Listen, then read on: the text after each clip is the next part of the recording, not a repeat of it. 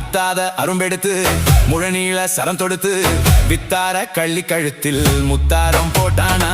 முத்தாத அரும்பெடுத்து முழநீள சரம் தொடுத்து வித்தார கள்ளி கழுத்தில் முத்தாரம் போட்டானா.